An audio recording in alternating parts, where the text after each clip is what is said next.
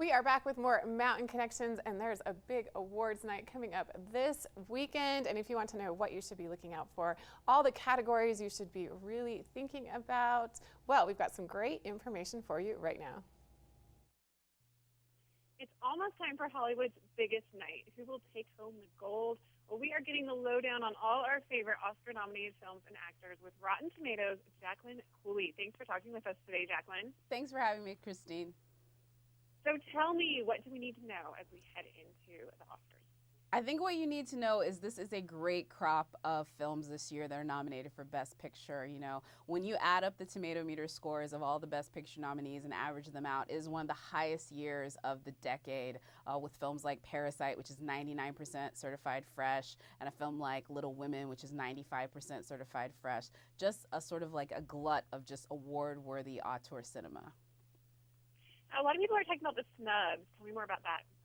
Yeah, you know, every year there's, our favorites that don't make the cut. Me personally, I was extremely invested in Lupita Nyong'o for Us, and I was gutted that she did not garner a nomination. But most folks are talking about J-Lo. I mean, she just killed it last Sunday at the Super Bowl, and then we're kind of sad that we won't get to see her this Sunday walk the red carpet at the Oscars, because she did everything you need to do to get an Oscar nomination in Hustlers. I mean, in 4-inch heels, she learned how to pole dance. She became this sort of like mother figure slash villain in a real sort of like female mob movie that was 87% certified fresh on our tomato meter and a huge hit at the box office.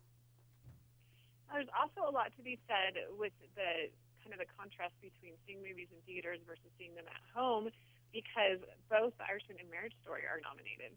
Yeah, Netflix has actually 3 films in the conversation this year with Two Popes and then Marriage Story and The Irishman. And I think when you look at these films together, you have a quiet film like Two Popes, which is sort of almost like a play put to cinema. And then you have a huge epic like Martin Scorsese's The Irishman, $250 million film that took decades to make, with some of the biggest names to ever grace our screens, with Al Pacino, Harvey Keitel, Robert De Niro.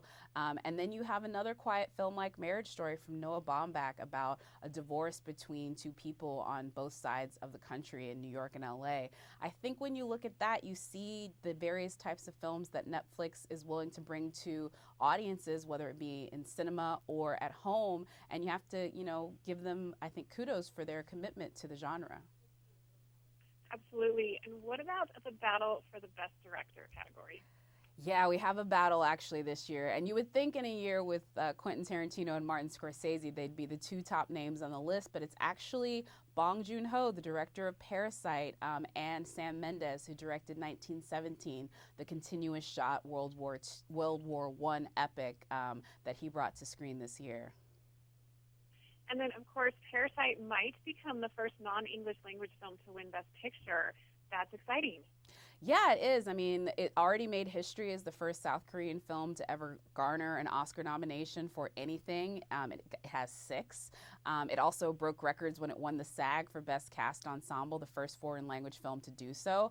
And if it wins for Best Picture on Sunday, it would become the very first foreign language film to win that honor. And after 92 years at the Oscars and all of the talk about diversification, if this film, which, skews younger, skews more international, would win, we could definitely say, that the Academy's efforts were actually bearing fruit with a film like Parasite.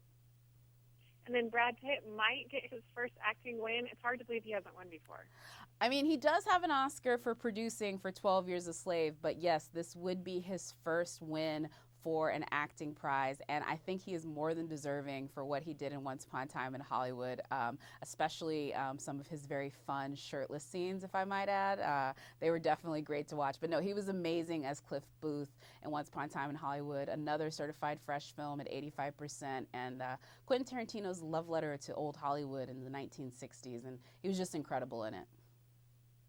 And what about diversity this year?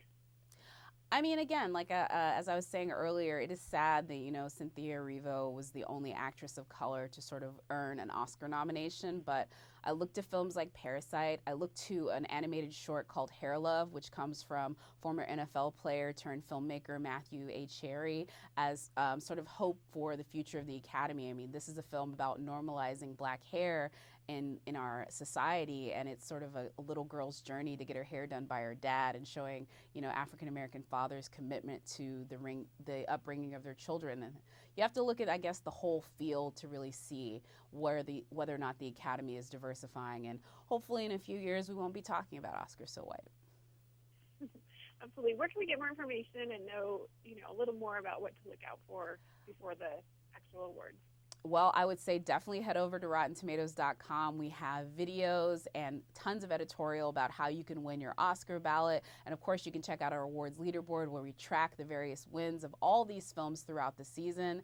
And of course, we have all of the critics' reviews and audience reviews for them, so you can make your decisions on which ones you want to stream at home or maybe see in the theater. Will do. Well, thanks so much, Jacqueline, for getting us ready for the big night. Definitely looking forward to it.